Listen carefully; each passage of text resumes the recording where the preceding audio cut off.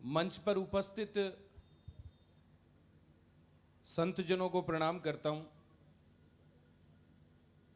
किसी भी आंदोलनों में संतों की उपस्थिति इस बात का प्रमाण होती है कि यह लड़ाई पूरी तरीके से निष्पक्ष है। यहां पर उपस्थित नौजवान साथी, माताएं, बहनें, इस महापड़ाव का आज 10वां दिन है और इस अवसर पर आप सब लोग जिस धैर्य के साथ बैठे हैं, गुरुजी ने जो बात कही, पूर्व में वक्ताओं ने जो बात कही, सब लोग अपनी बातें रख रहे हैं और सब आप लोगों से एक ही निवेदन कर रहे हैं कि इस लड़ाई के अंदर हौसला बनाकर रखना बेहद जरूरी है। आज राजस्थान की विधानसभा के अंदर, विधानसभा के पटल पर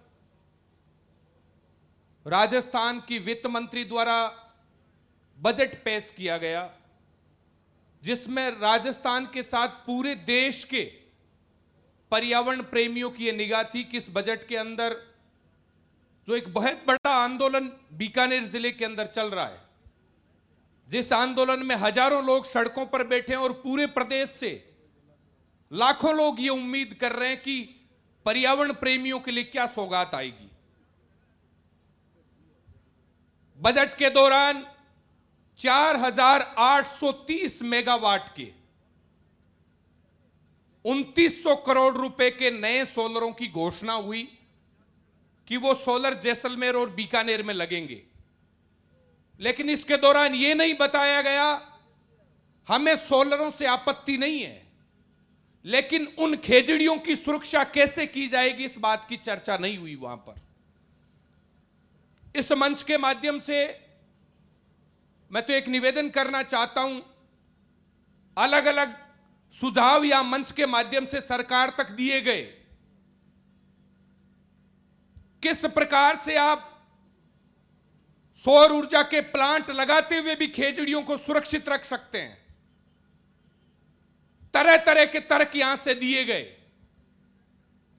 मैं इस मंच के माध्यम से निवेदन करता हूं और आपको यह स्पष्ट करना चाहता हूं, जितना मैंने इस बजट को समझा, जो हमने उम्मीदें पाली, उसके अनुरूप कुछ भी घोषणा इस बजट के दौरान नहीं हुई है।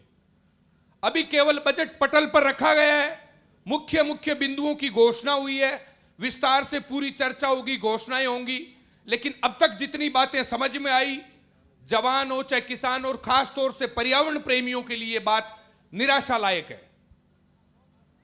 लेकिन हम सब लोगों का एक ही उद्देश्य है आज की तारीख में, चाहे 2 फरवरी के दिन मैदान में जब हम हजारों हजार की संख्या में इकट्ठा हुए थे, उसी दिन हम सब लोगों की एक ही नीयत थी, जिस प्रकार से अर्जुन को मछली की आंख दिखती है, हमें केवल खेजड़ी दिख रही है और पर्यावरण को बचाने की यह लड़ाई दिख रही है।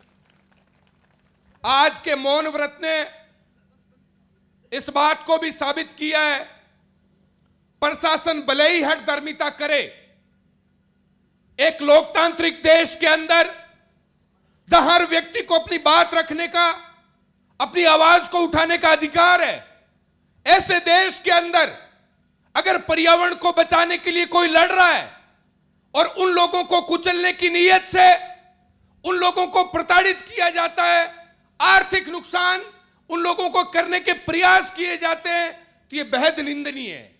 इस प्रकार की ओछी मानसिकता प्रशासन ना करे, यह मेरा निवेदन है प्रशासन से। और इस तरह की परिपाटी हिटलर किया करता था, आप हिटलर का अंत पढ़े, उसका अंत किस प्रकार से हुआ था, इसलिए गलत रास्ते पे ना चलें, यह मैं प्रशासन से निवेदन करना चाहता हूं। जो लोग पूरी ईमानदारी से, पूरी निष्ठा से इस लड़ाई के अंदर सहयोग कर रहे हैं, अगुवा की भूमिका निभा रहे हैं, मैं कहना चाहता हूं यह लड़ाई किसी जाति की, किसी पार्टी की लड़ाई नहीं है, यह पूरी लड़ाई संतों के सानिध्य में लड़ी जा रही है। उसके बावजूद आप उन लोगों को कुचलने का काम कर रहे हैं, इससे बड़ा दुर्भाग्य नहीं हो सकता।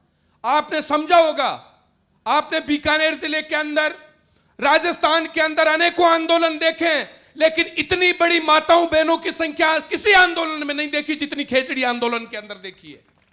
और मैं बता दूं, जिस दिन इस आंदोलन के परिणाम आएंगे उस दिन इस लड़ाई में सबसे बड़ी जीत का श्रेय जाएगा तो इन माताओं बहनों की त्याग, तपस्या और बलिदान को जाएगा, संतों के पावन सानिध्य को जाएगा, बुजुर्गों के उस हौसले को जाएगा जो 80 वर्ष के भी हैं लेकिन उनमें ताकत है लड़ने की आज भी। इसलिए मैं निवेदन करना चाहता हूं खास तौर से बीकानेर जिले के लोगों से, अपना समय निकालकर इस लड़ाई में शामिल हो।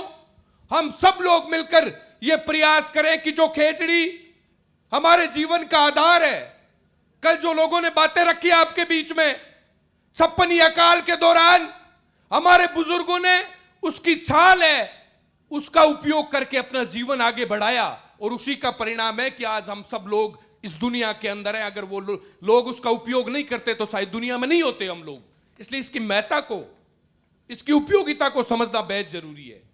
आप सबका बहुत बहुत धन्यवाद।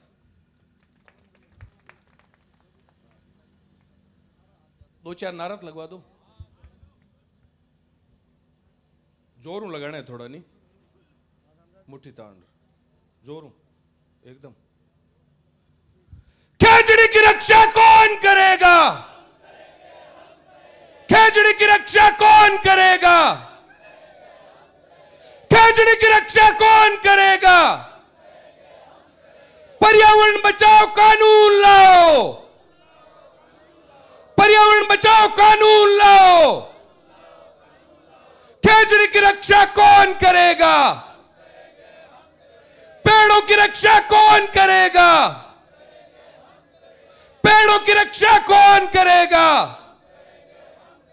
आवाज दो, आवाज दो। बहुत बहुत धन्यवाद। बहुत बहुत धन्यवाद भाई राम।